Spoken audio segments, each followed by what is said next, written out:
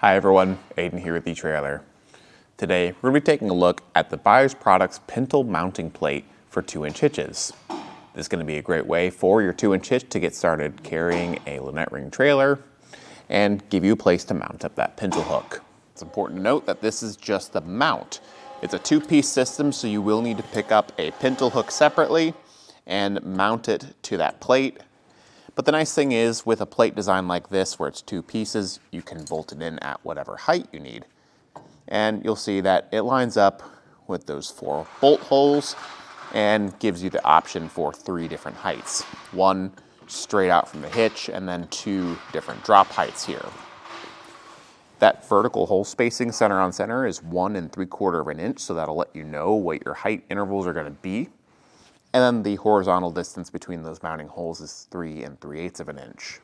Your weight ratings for the mount are going to be 13,000 pounds. That's how much weight it can pull. And a max tongue weight of 2,600 pounds. That's that maximum downward pressure. And that's just what the mount is rated for. So when you pick up a pintle hook, I'd recommend matching it up to the weight capacity as best you can so that it's not the limiting factor. And always check your vehicle. With this being meant to slide into a 2-inch receiver tube, you might find that your vehicle is the limiting factor. So you definitely don't want to overload that. And if it's not the limiting factor, then you don't want to overload the thing you're actually using to hook up. So just go by the lowest rated component. Some measurements to keep in mind here. From the center of the hitch pin hole to the outer face of the mounting plate, it's going to be 7.5 inches. That'll let you know about how far your trailer is going to be sitting relative to your vehicle. And if you did have any obstructions on the back of your vehicle, like maybe a spare tire, if this would stick out far enough to clear that. The other thing is from that hitch pin hole to the closest obstruction, that's going to be this reinforcement plate right here, and that's going to be 5 inches. For us today, that's giving plenty of room on the shank here, where if we wanted to add something like an anti-rattle device, we totally could.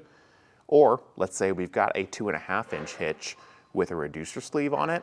There's a little bit more that we can put in there because with that larger hitch size, the hitch pin hole is going to be positioned a bit further back, and you'll need a slightly longer shank to make that work. This one I think will have no problem. It does not come with a hitch pin and clip, so you will need to pick up one separately. That way you can properly secure it into your hitch. And since it doesn't come with one, I usually recommend just get a locking one. If you're going to have to buy one, you might as well get one that's going to offer the most security and keep your stuff safe. It's a good middle-of-the-road option. It's got a really heavy weight capacity, so it probably won't be the limiting factor in your whole towing setup. And it's just going to be a pretty standard distance out and drop. So it'll probably work pretty well for most people. If you have one of those special cases where you need that added length on the shank or added drop height, be sure to check out our site of all the different options we carry. Thanks for watching.